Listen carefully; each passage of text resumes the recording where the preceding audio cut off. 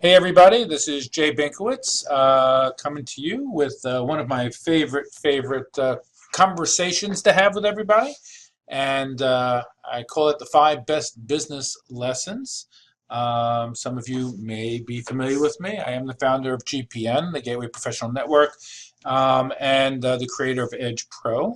Also working and involved in my own practices. So I definitely live the same life that all of you live on a day-to-day basis, but I've been very fortunate and very blessed throughout my career to be involved in many different industries.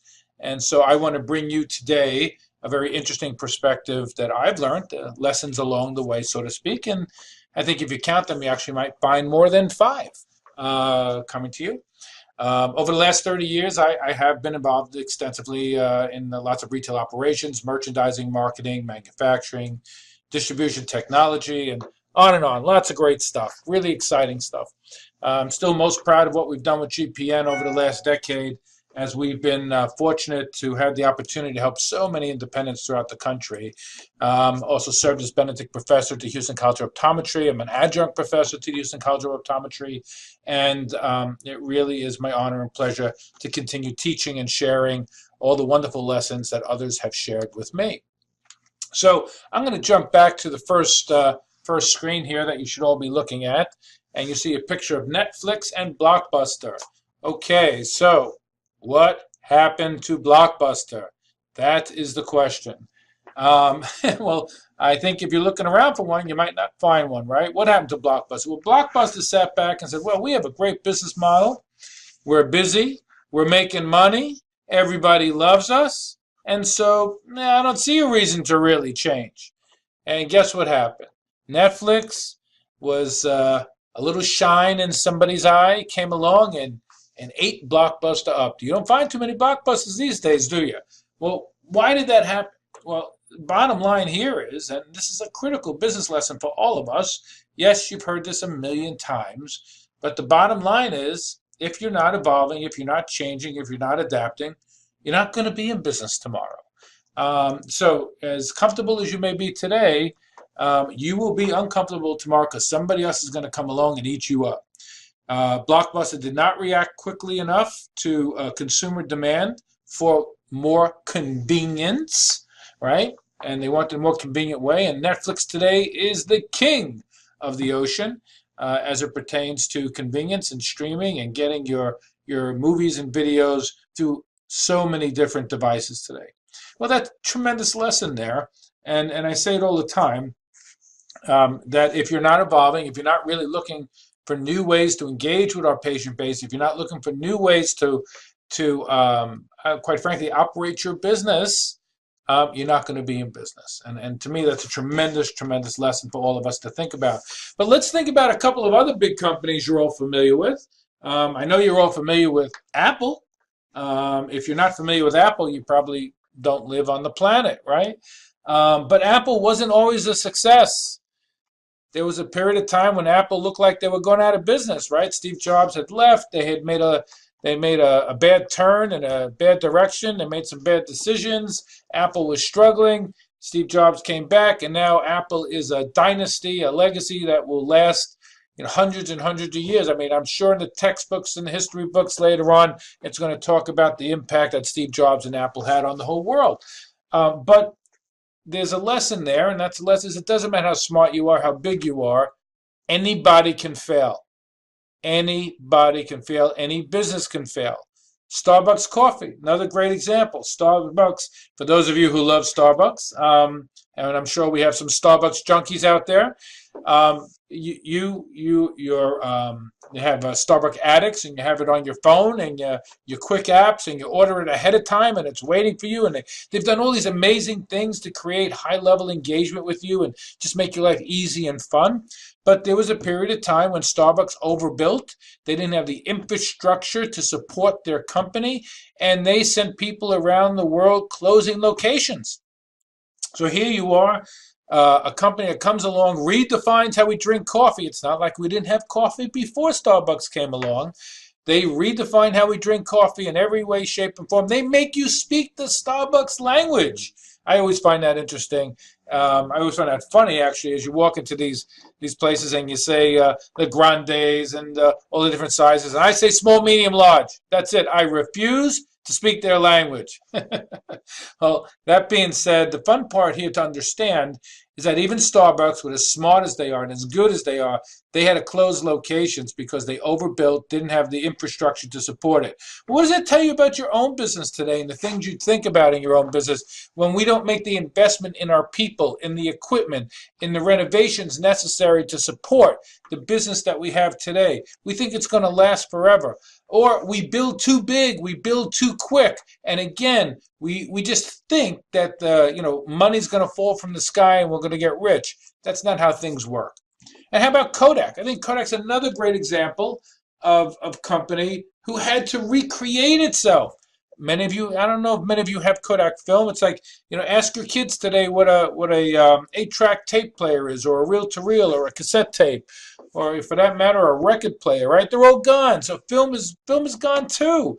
But Kodak recreated themselves as well. It's a great brand. It's known for quality. It's an iconic brand, actually. And if you go into a CVS today, you'll see these Kodak printing machines where you download an app to your phone and you can transfer the picture immediately from your phone to the printing machine. You can edit it, you can play with it, make a book with it, make a cup with it, do whatever you want with it, and all of a sudden you're all set. So Kodak is alive and well. They've just recreated themselves. So don't think for a moment that you're not going to have to recreate yourself too. It's a constant flux, just like the ocean. Just like the ocean. What about these companies here? Google, Yahoo, AOL, Chrome, Firefox, Internet Explorer. There's not one of them who haven't recreated themselves. Listen, I go back to the days of AOL, with the little guy running across the string and the old modem, bing, bing, bing, making funny noises for us. And where's AOL today? Well, they're not the top of the heap, are they? Right? And Yahoo, oh my God, when Yahoo came out, it was just fun to say, yeah, I got Yahoo, just to say the word Yahoo. What a great name. And Yahoo's not the top of the heap. And Google, what did Google do? Well, Google, listen, they're all search engines. They all provide email, but Google went a step further and said, we're going to start building things. We're going to start creating things. We're going to start contributing to humanity by giving the next level of artificial intelligence and all different types of IT and help the world see better, look better, feel better. Google's mission in life is completely different than when they started out just to be a search engine. You've got Chrome, you've got Firefox, you've got Internet Explorer. There's not a single one of these companies who has not recreated themselves time and time again. Because if you don't, you're out. Campbells. Oh, I love this story about Campbell's. I was fortunate enough many years ago to take a tour of the Campbell's facility in Cherry Hill, New Jersey. Great story about how the kids grew up there and literally in the factory. And they were closing the factory, and I happened to meet the operations manager, and I was looking around, and I couldn't understand how Campbell's made money. Obviously, they make money on soup. What's soup made out of? Soup's made out of water. So you sell them water. You put a couple of grams of protein in there, but at the bottom line is the majority of the ingredients in soup is water.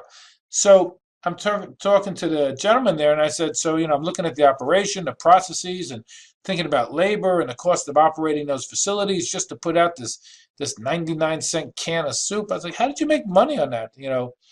So he goes, well, we didn't make money on the soup. I go, well, what do you mean you didn't make money on the soup? He said, Jay, we made the money on the can. I said, the money on the can? He said, that's right. Campbell's owned their canneries. And the truth is, they made more money on the can than they did on the soup. And, I sat back. That was a huge eye-opener for me to learn to look at a business so many different ways. Listen, you can have a practice that never shows a profit, right? But maybe you own the real estate, and your real estate owns the profit. Or vice versa, your practice could show all the profit and your real estate doesn't show the profit. There's many different ways that we can allocate how we derive our income. But the real lesson here for me was to look at a business completely different, turn it on its side, and then ask yourself, how do we make a living? How do we generate a profit? What does it cost to operate? The Campbell's soup phenomenon was very, very powerful for me, and I learned it very young in life, to learn not to look at a business one way, to look at a business many, many different ways. And with that, back in my young 20s, actually late teens, but we won't talk about that because that was a long time ago, I got a lesson in life that I have carried through my entire life, and it's something I ended up calling the Monday morning number. And the Monday morning number for me, as I was opening up a business in Connecticut, the bank manager had said to me, "Hey, Jay, how much it cost you to open up that business?" And I was a young guy walking in. I said, "Oh, we spent $25,000. And he goes, "That's not the question I asked you." I said, "Okay, what you asked me?" He goes, "Well, what's the cost you to open and run and operate the business? I want to know all the information." I had no idea. I didn't even think twice about what it would cost to run the business. Sound familiar? So I just was very proud that we had the money to open the business. Anyhow, long story short, I ended up understanding this is what I like to call the Monday morning number. Every Monday morning, you write a check. When you put your key in the door, you're writing a check. And you have to cover that check, right? You have to do enough business to cover that check. So if a patient doesn't show up that week, if you do no business that week, you still have to write the check because you still have expenses. So I started looking at it not from an aspect of chair time, but from the aspect of day-to-day operational costs. And I came up with the Monday morning number defined as every Monday morning I write a check.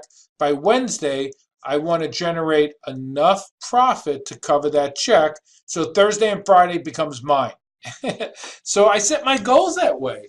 And, I knew what my gross profit margins are, knew what my revenue is. So I was able to calculate my net profit. And with that, I was able to say by Wednesday, I needed to generate X dollars in revenue at a certain gross profit margin in order to cover that check. And all the money we made Thursday and Friday became Jay's. And that's how you need to look at your business. Do you know your Monday morning number? It's a critical number in order for you to set your goals and understand how to track and trend your business. What does it cost you to open your door every Monday morning? Moving along, we want to know a few things. How do we build a proactive team and trust in our community? Your involvement in your community is critical to your business. I had the pleasure and still have the pleasure of being part of the Kiwanis Club of my community. I was involved in a lot of fundraising for them. We were supportive of a program called Safe Haven for Kids. So if kids needed a way to get home, we'd help them get home. If they were being bullied, we'd protect them. If they needed to eat, we'd feed them. We gave food to the homeless, and during Thanksgiving, we acknowledged the civil servants in our area, the police and firemen. We did art scholarships in the high schools. We did all kinds of things throughout the community that I really, really loved being part of. And you can say, who's got time for that? My answer is you better make time for that. Not only is it from the heart, not only is it something that's going to give you a tremendous amount of personal pleasure, but you're going to get to meet everybody in the community. And I'm going to tell you flat out that, we built our business from those relationships. And we were known for all the work in the community we do. And that's a tremendous thing to offer. So if you're just coming in and out of your office and you're not genuinely involved, or you're just writing a check and say, okay, I'll make a contribution, leave me alone, shame on you. Get somebody in your business involved in the community. That's where it's all happening. And, how do you manage the relationships of your business? There are so many relationships. We manage the relationship of our patients, of our staff, of the vendors we work with, of our family, of the technologies we have to use. I mean, it could go on and on. These are all the relationships of doing business. Some of us are really not great relationship managers, and we're just happy as could be if someone else does it for us. Shame on you if you're not involved in managing those relationships. You don't have to manage them individually yourself, but you better make sure you're part of managing those relationships, and you better be looking for the feedback from those relationships to understand what the other side's perception of your relationship with them is, not just your perception. It's a two-way street. Understanding the profit centers and departments in your business. If you think you own one business, you are flat out wrong. Wrong. You own many businesses. So you own a medical business. You own a clinic. You own a contact lens business. You own a dry eye business. You own a glaucoma